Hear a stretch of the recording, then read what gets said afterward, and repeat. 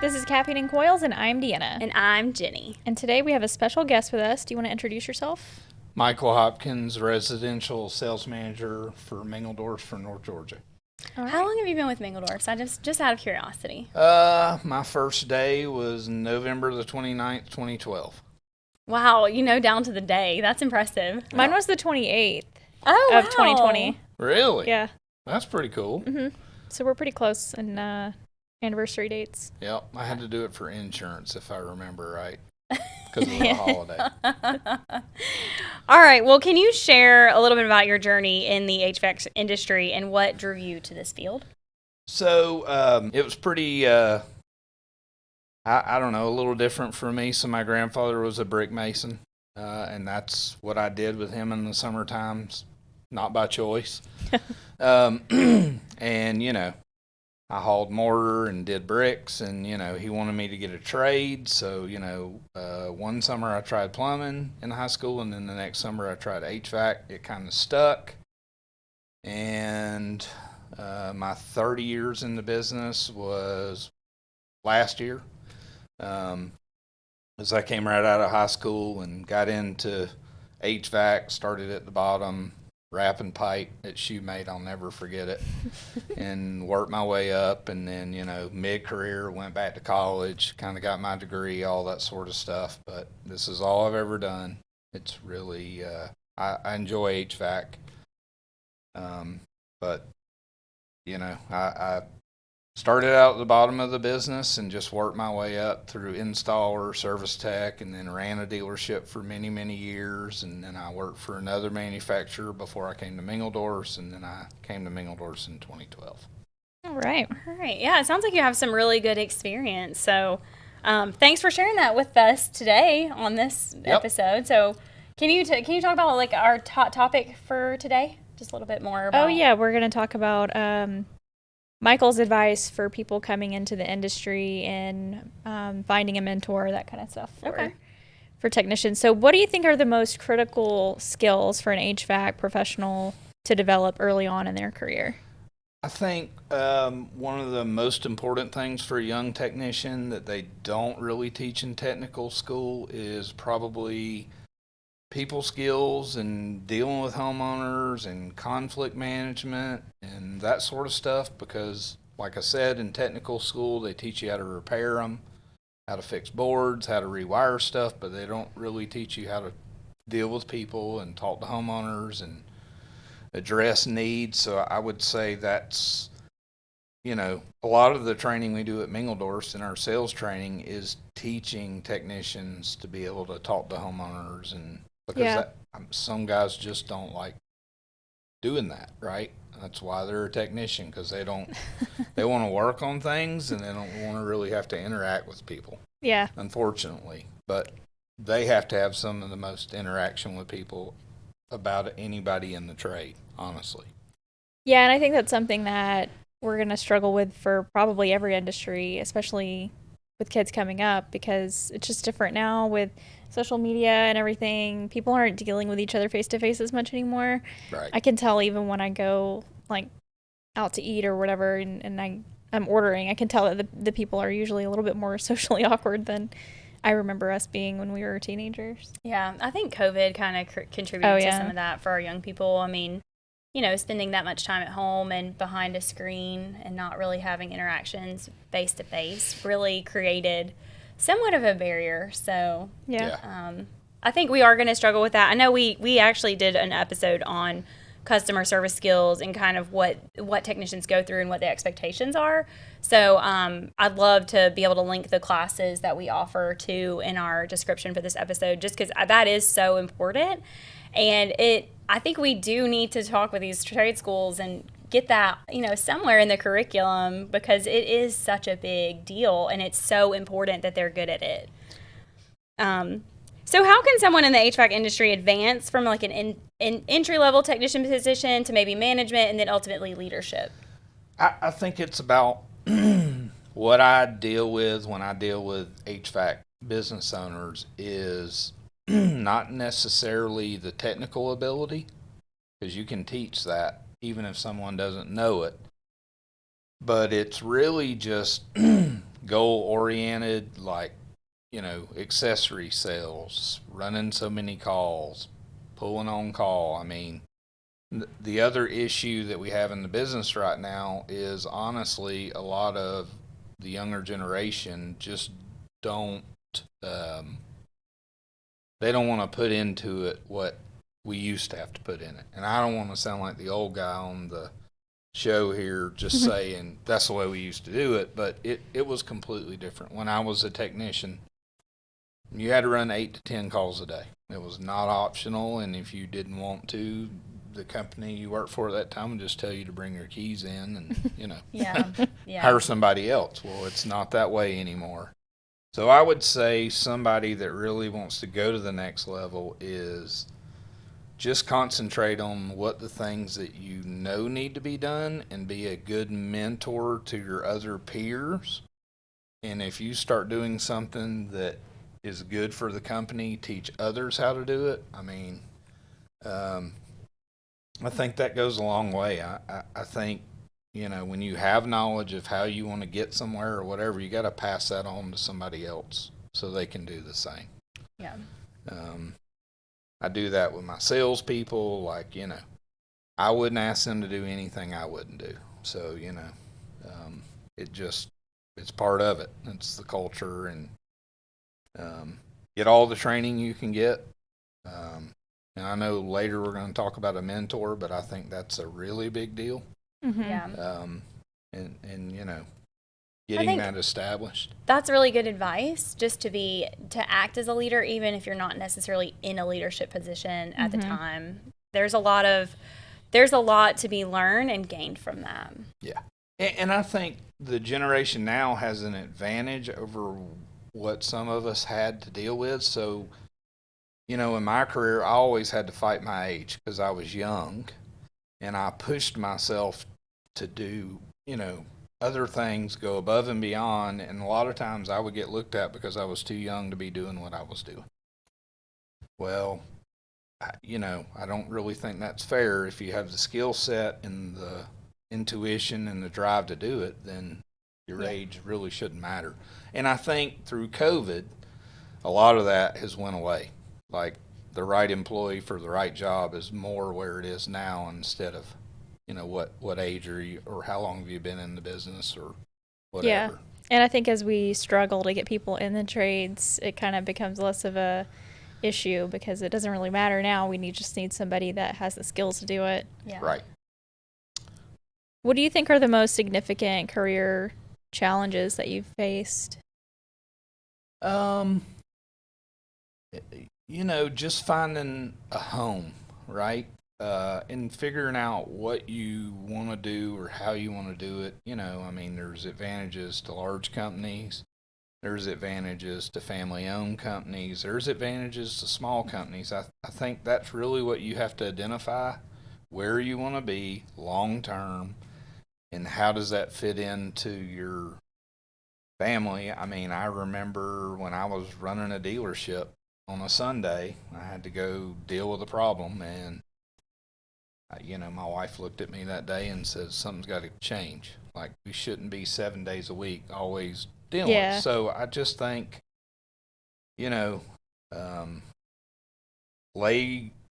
I'm a visual person. I do this often. I think about where I want to be and what I want to do, and I visualize it. And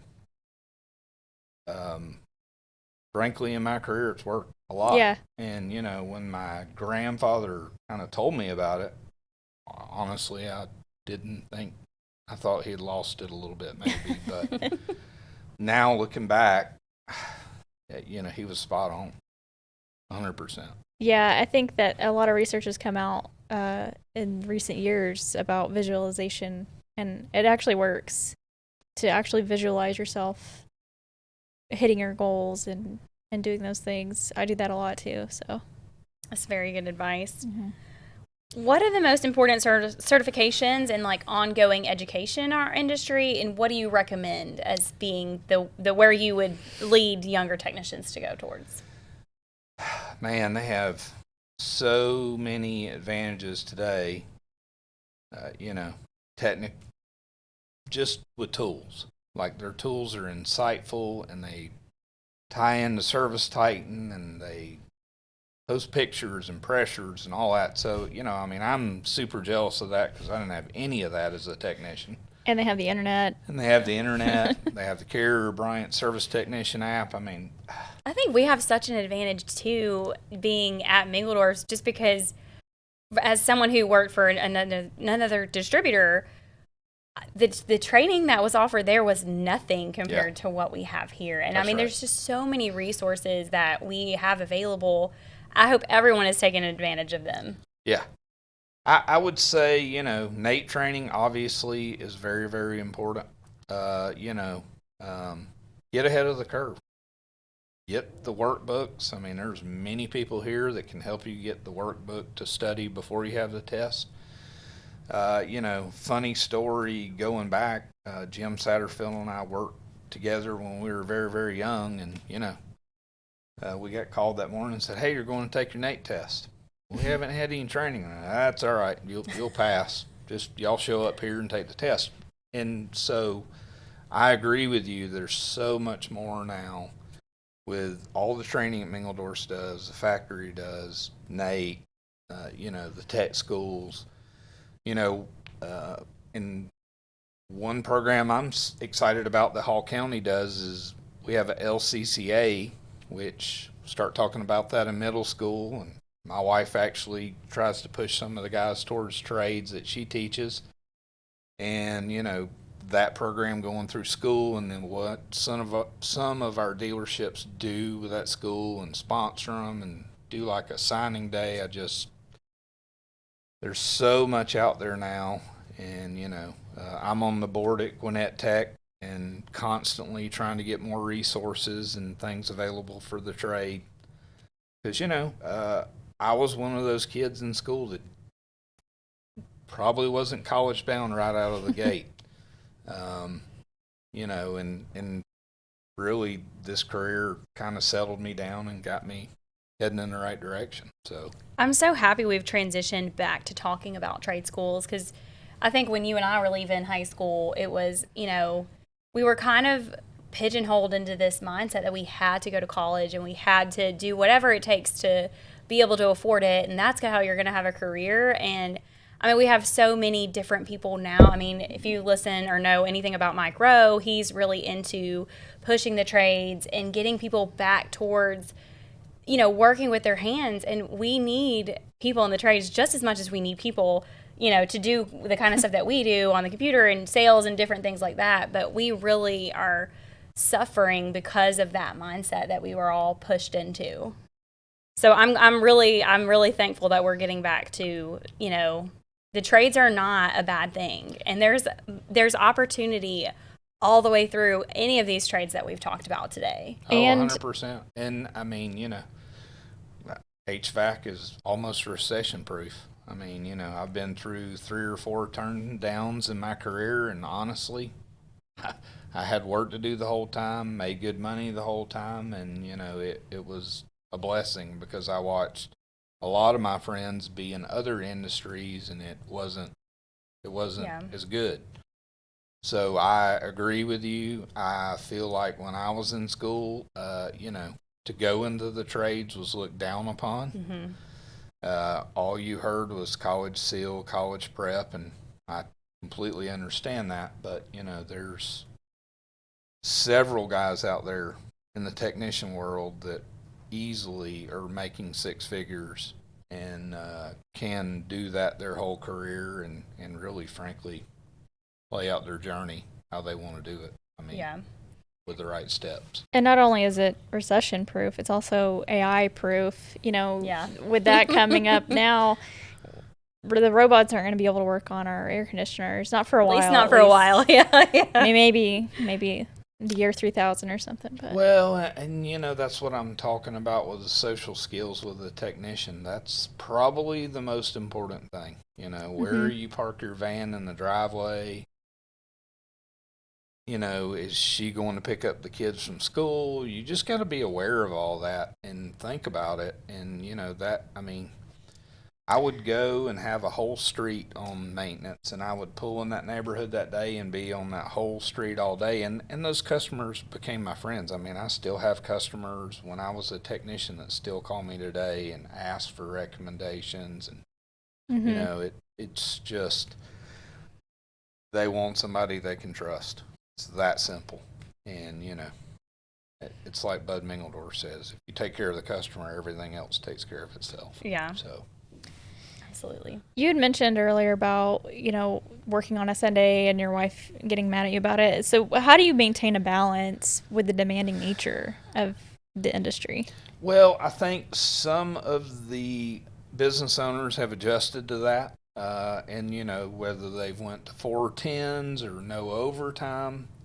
When I was a technician, I always liked 410s. I had, you know, a lot of hobbies back then. I was fishing tournaments. I like hunting. So, you know, I'd rather get my work done. So I think there's more flexibility now than there definitely used to be.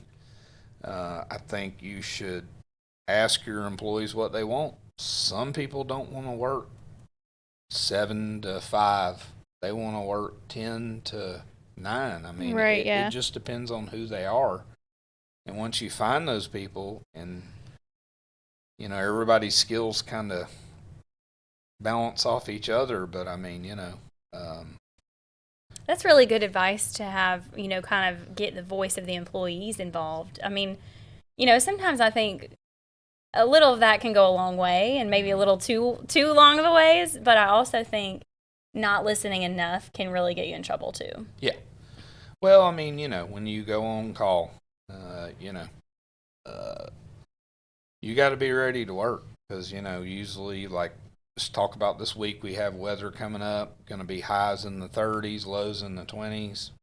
That poor guy that's on call, guy or girl that's on call, it's going to be nonstop for them. Yeah. And they start working at the end of the day and work till whenever, and, you know, you got to give them advantages. You got to let them come in late if they're working late. You know, it's you got a to help different with the world balance. today. Yeah. Yeah, Right. you do. Yeah, the expectations are a little bit different. Well, and so. because of these phones, everybody wants now. Like, nobody's patient anymore. Nobody wants to wait. Nobody wants to do any of that. They just want it now. So, yeah. They expect you to be always on. Yeah, that's right. That's exactly right. So what advice would you give to someone considering your career in our industry? Look at all your options. I actually was looking at the Marine Corps and getting into HVAC when I got into HVAC.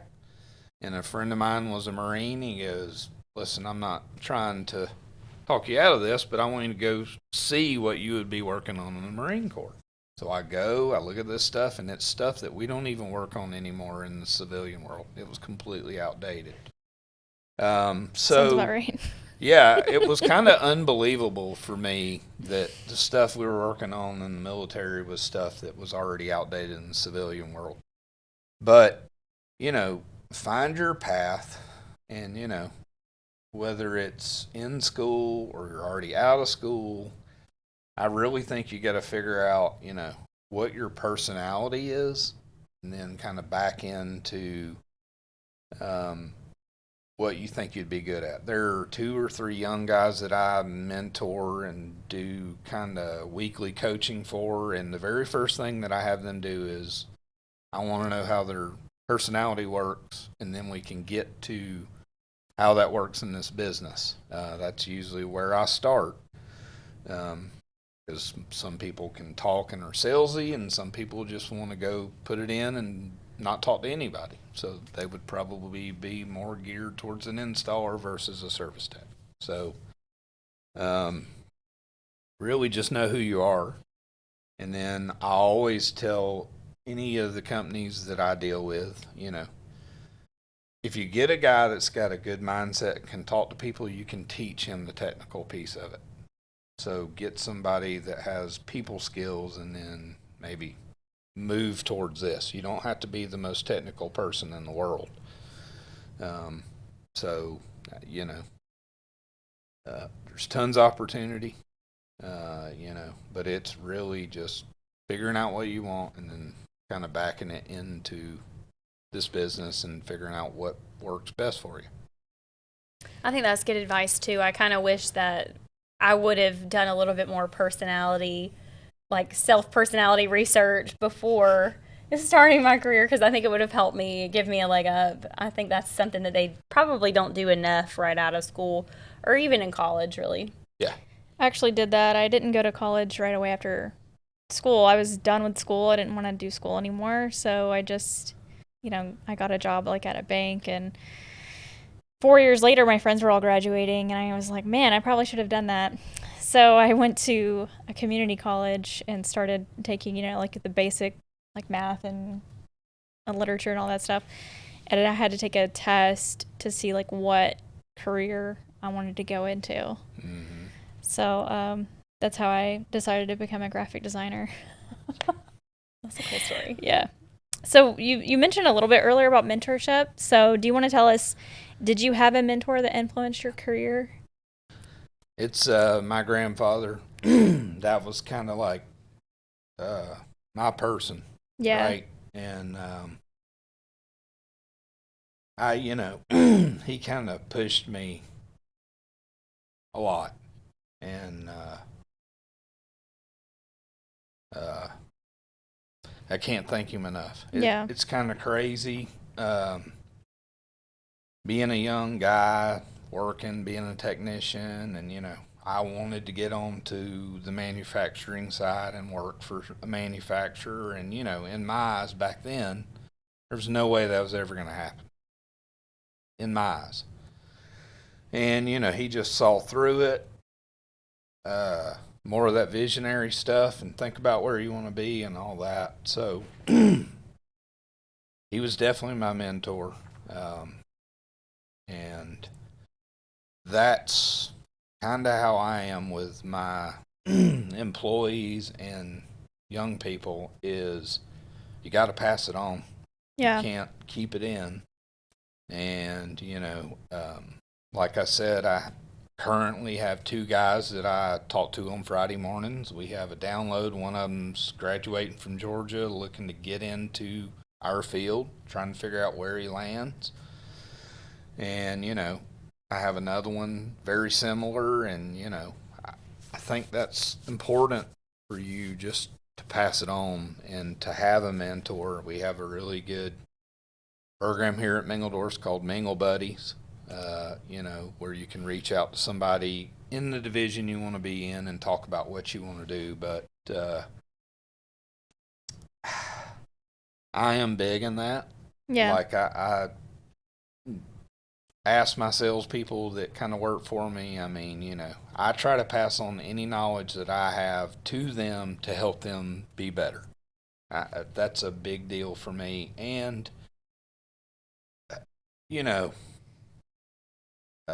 where does that come from? So kind of going back to my grandfather, he had 2 brothers in the war, World War II.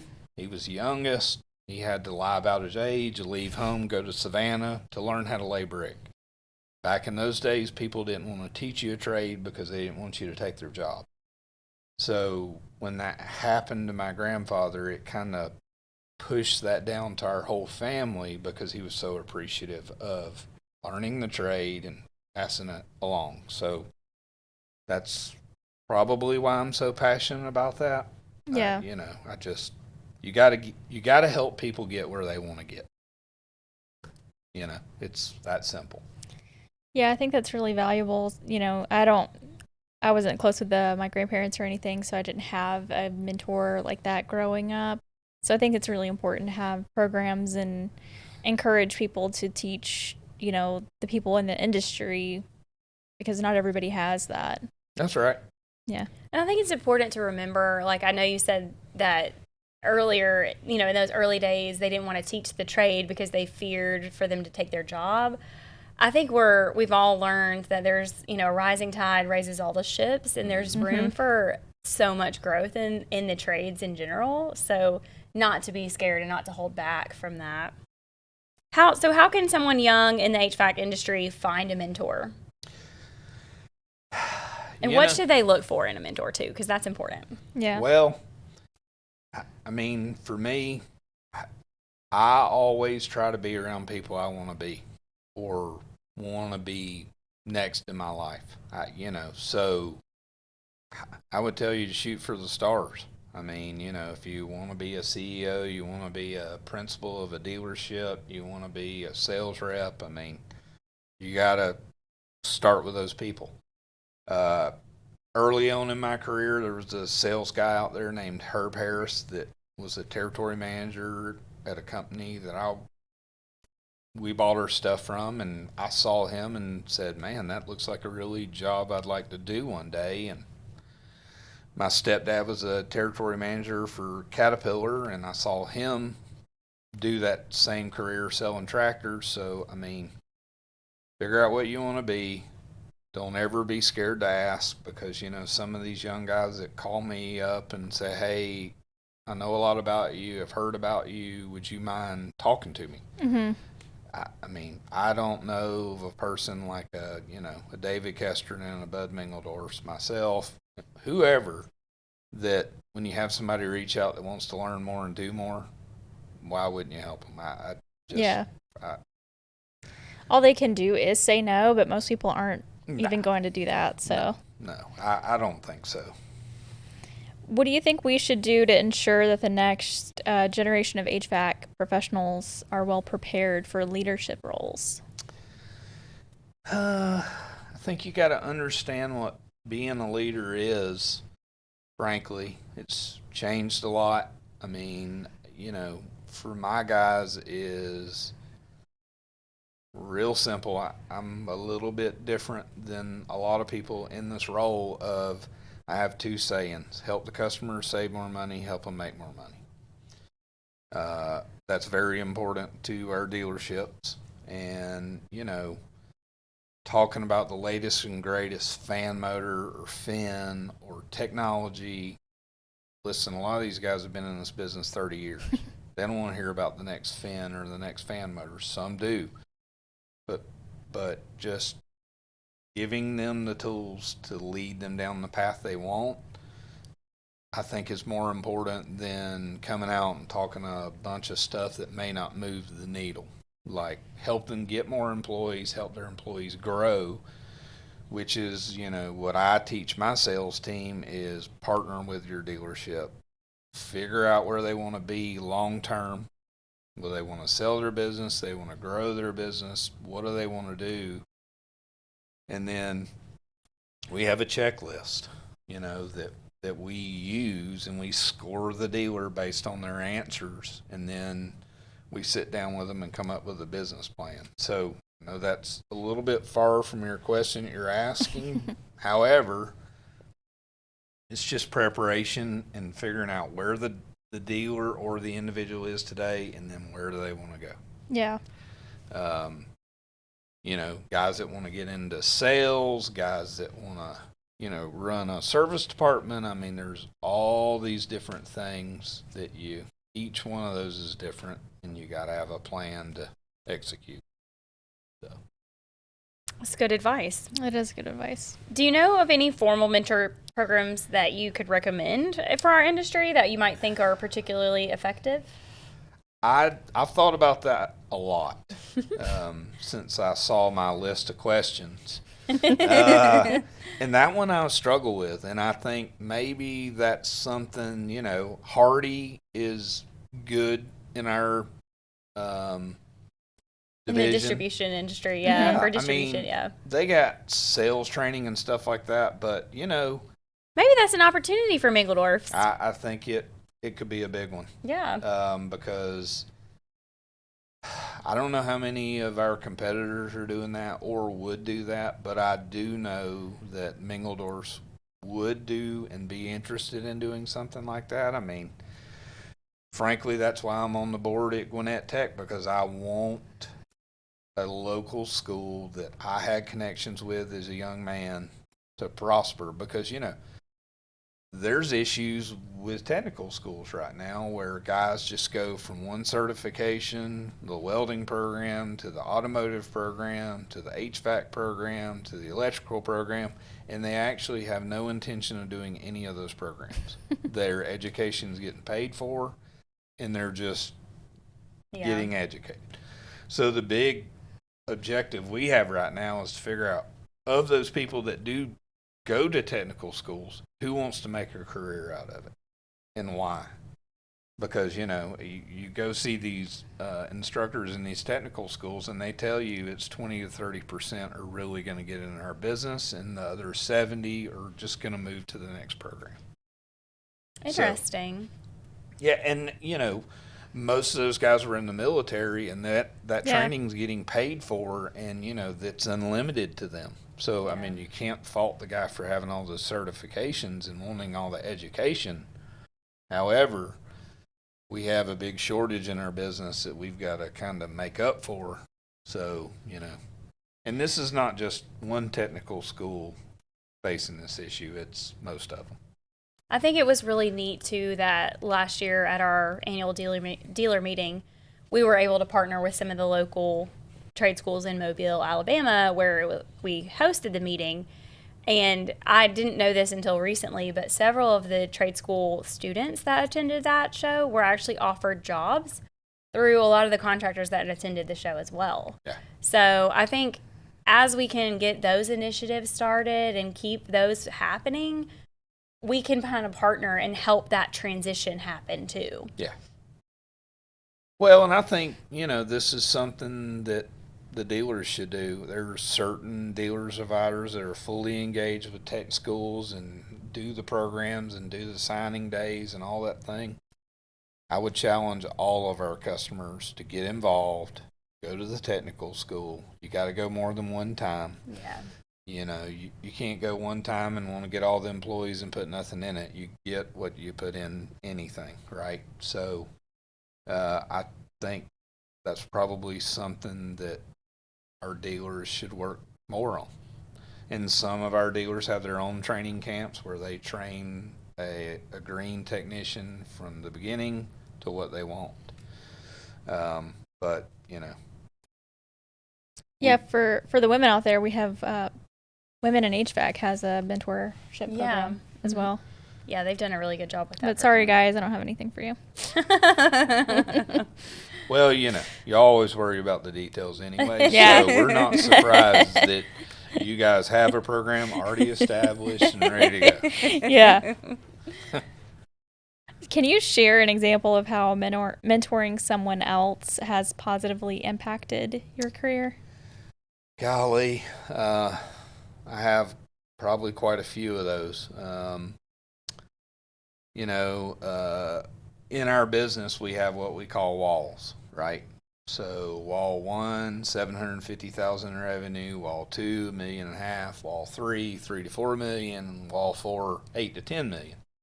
And as you go through those walls, you know, your dealership's growing. So, you know, through my career, I have watched several of my dealers go through the walls. And, you know, when you get to wall 1, it's the owner and a few employees, and they're doing it all. And then when you get here, he's hired a salesman to wall 2. And then wall 3, he's managed the managers. But I have seen many dealerships, and that's probably the one thing that I enjoy more than anything, is watching dealers be successful and making more money and growing their business and watching employees grow. You know, I've seen a ton of those guys. I personally probably don't want to name them off one by one, but I mean, for me, it's probably a list of 30 dealers that I've seen go through that process, execute it well, and they've passed their businesses on to their kids, they've sold their businesses, or they're still doing and building their business. So, you know, I enjoy that. I tell our salespeople, you know, hopefully we get good at making millionaires, right? Because that's what we want a dealer to end up being at the end of the day, is have the money he needs to do whatever he wants to do. So, yeah, I mean, that's another mentoring thing and how important it is and how it ties and really it's big picture. Okay, well, thank you for sharing all of that with us today. As you should know, as a listener of the show, we have a game for you, and it's actually going to be you and Jenny against each other. Oh, wow. Okay. So, I like this game a lot because it's so broad. We can ask so many different questions. It's like the Fast Money questions from Family Feud. So I have some questions and answers, and I'm just going to ask you a question, and you're just going to blurt out the first thing that comes to mind when I ask you. Okay. You can't see them, right? No, I can't see them. I'm not looking either. All right. Name something that people do first thing in the morning. Drink coffee. Take a shower. Okay. Well, make coffee was before shower, and you guys are skipping the most important thing. Number 1 is brush your teeth. Got it. All right. Name a common pet people have besides a dog or a cat. A bird? I don't know. What do you got, Michael? Come on. Fish. Yeah, fish is number fish. 1 on that list. Darn. We also have hamster, rabbit, and lizard. Bird's not even on the list? Bird is number 2. Oh, okay. Name a piece of clothing that people wear in the winter. A jacket. A wool vest. That is so specific. That's too specific to be on the list. Coat was number 1, sweater's number 2. Then we have scarf, gloves, and boots. How many wool vests do you own? I need to know now. About 5. Well, we were talking hilarious. before we came on the air about wearing natural fibers, so that doesn't surprise me. Yeah. All right, name something that you do at a red light. Listen to music? I don't know. Anticipate the person in front of me moving when the light turns green. The first one is stop. The second one is check your phone. Okay, I was going to say that, but I didn't want That's my against insurance company company. policy here at Mingledorf, so I'm not going to be looking at my phone while I'm driving. Yeah, I never do that, No. Allie. We would never do that legally. What's something that you put on a hamburger? Ketchup.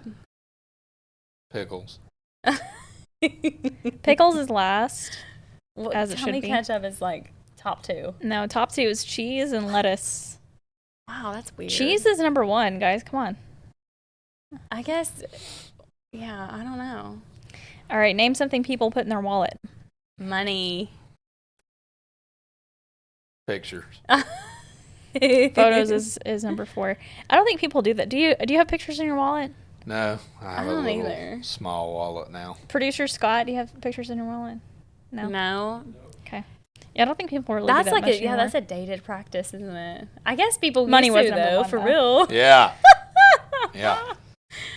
But Y'all now, I probably mean, don't remember that. listen, nobody prints pictures anymore, so. My mother still prints pictures. Really? She feels bad for all of us that nobody's printing pictures, so she makes she sure she prints gets them? it done for the whole family. That's nice. Yeah. Wow, you got a good mama. All right, name something you bring to a barbecue. Potato Ribs. salad. Meat is number 1, so I'll give you that. Okay. You got that I one. do love ribs. I make a mean potato salad, just so you know. Even Name- though you don't eat vegetables. No, I don't. Name an activity people do at the gym. Lift weights. Run. That was number 1, and then that's number 2. Oh, barely beat ya. Yoga, use machines, and spin class. All right, the last one is name a profession where you wear a uniform. HVAC, duh. Police officer. Police officer is number 1. Nurse is number 2. Okay, All right, Yeah. David. I'm turning my resignation in. I'm going to go on Family Feud. Just kidding. Yep, I The think most you you could do can it. win is $20,000, though. That Yeah. isn't going to go very my God. far. Sure it. You might win a car, too. But Have they never changed that since they've started? No, Family Feud? inflation, they have not. We need to adjust for inflation. I'm going to talk to Steve Harvey. Listen, if I visualize myself as being the host of Family Feud, do you think it'll happen? It could. I could see you being the host of something, honestly. Yeah. I mean, you're the host of this podcast. I feel like AI is probably going to take those TV jobs pretty quickly. If I'm being real honest, it's not that hard No. to formulate that. No. You need the human touch. You can't just replace that with a human. Listen, with the AI. people who are watching the news anchors and stuff, they don't know. They don't know that they're not real humans. News anchors could definitely be computer generated for sure, but well, I guess Steve like Harvey a game does put show like host. comedy in. Yeah, so, he's pretty funny. Okay, well, that's all we have. Don't forget to rate, review, and subscribe.